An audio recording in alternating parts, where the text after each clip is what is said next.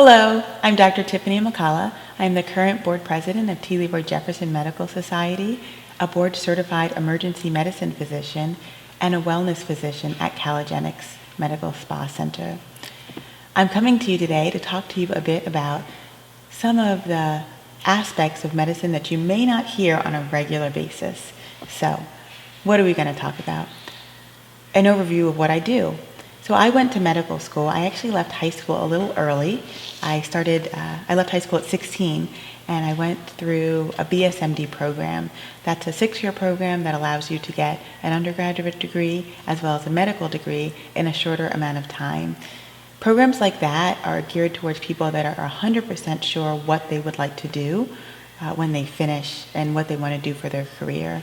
Ultimately, for me, I paused my program because I had such a great time in undergrad, but even being able to do my full undergraduate education, as well as a lot of the great activities I got to do in undergrad, I still was able to go through medical school. I did both my undergrad and medical school training at Howard University in Washington, D.C. I chose an HBCU because growing up, I was one of the only in all of my classes. I was one of the only in my gifted classes. I was one of the only in my pre-calculus classes. And I wanted to be not the one and only anymore. My experience at Howard allowed me to be more comfortable in my education and I never had to wonder about, well, is it because I'm the only person that looks like me in the classroom setting? I think I got a wonderful education at an HBCU, so I would tell everyone to at least consider it, if not, choose to go to one of the fantastic HBCUs around the country. After completing medical school, or actually during medical school, I had to decide what I wanted to do. And this is such a big decision because you're actually really young when you're making these kinds of decisions.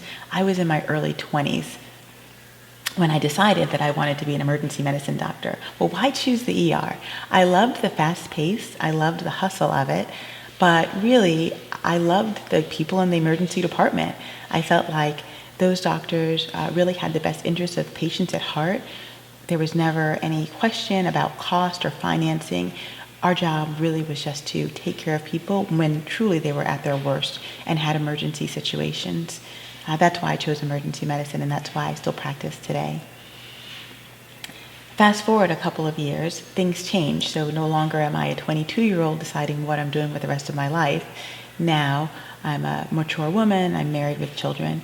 One of the benefits of emergency medicine, and actually of being a physician particularly, is that I'm able to set my own hours and set my own time. In emergency medicine, you are more scheduled, it's more shift work, and you're not as tied to the emergency department for your day-to-day activity. That was very appealing to me as a mother, as a wife, and as a friend. I am involved in multiple activities and organizations, both national and local, and emergency medicine has given me the opportunity to be able to truly participate in these activities. I am in the process of transitioning to more of a concierge mobile model. The benefit of that for me at this point in my career is that I have attained so much knowledge and experience that I'm able to share it with more people and able to have more of an intimate relationship with my patients. That's very important to me as well. The one downside I would say of the emergency department is that you're not able to build long-term relationships in each visit. Although we do see some patients multiple times, they're usually there for multiple sick visits as opposed to being able to truly help people live their best life. And that's what I focus on now in my career. So life in the ER, there are lots of TV shows about this for emergency doctors, for surgeons, and people ask, is it really that crazy? Is it really that exciting? Well, I think it depends on where you work, where you train, and actually what your aspirations are. Specifically, there are lots of different environments in which to work in the emergency department. If you work in a more rural environment, you won't see the same kind of trauma that you would see in an inner city environment. It doesn't mean that there'll be no trauma. When I worked in Texas, about an hour and a half from a major city, I saw lots of accidents with guns and, from people working on the farm. So you actually are well trained. I think once you complete any residency program and you're board certified, you're well trained to be able to handle the specialty in whatever type of aspect you choose to be in. The beauty of it, though, is that depending on where you are will determine the kinds of things that you see on a regular basis. How do you get there, though? So how do you get to be a physician? How do you get from middle school or high school all the way through medical school? Well, there are lots of steps that happen along the way, but the very, very first step, it starts up here. The first step is believing that you're able to do it and actually pursuing it. There are lots and lots of physicians available that are able to mentor and spend time, and we do it because it's our passion, and we want other people, the next generation, to have the same level of passion that we do. There's no quick road, there's no easy fix. It's hard work and dedication that, and that steadiness is what gives us the ability to care for patients with expert care. Some of the ways that I used when I was in my training was I actually went to school on scholarships. So there are lots and lots of academic scholarships available. Specifically, you can apply for national merit scholarships. Some of the local areas and local schools have their own scholarship programs that are around. Additionally, lots of different organizations offer small packages and small scholarships, but every little bit adds together to give you the full portfolio that you need. There also are scholarships for medical training, and there are a lot of service exchange programs. The United States military offers some scholarships, and actually the tuition is free if you go to a military medical school. Additionally, the United States Health Corps Services offers reimbursement of tuition.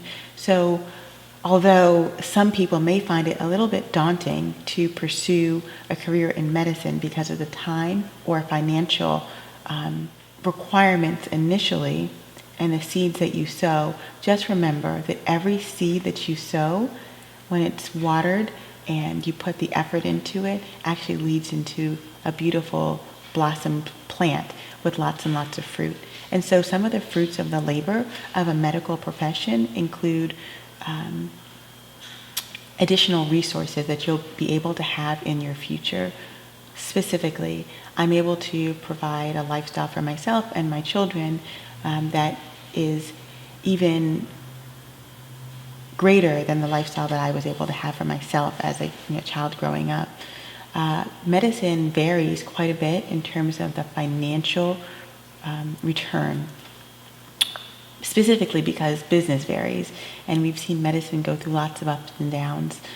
Just in a general aspect, we can say that most physicians make from the high 90,000s up through the millions of dollars, depending on which type of specialty you choose, and that's a yearly income. There are lots of different things that you can do as a physician, though, outside of just practicing medicine and just working with patients, and some of those include entrepreneurship, speaking, creating classes, creating programs for other people to learn, and all of these can be financial opportunities for you after you complete your medical training, if that is your inspiration and that is your goal. In closing, I would like to encourage every great student out there that is considering a position of service and servant leadership to really consider medicine. It's truly rewarding. I've been a physician now for over 20 years, and I've been really blessed. And I encourage everyone to take it seriously, but don't take it too seriously. There's lots of fun to be had along the way.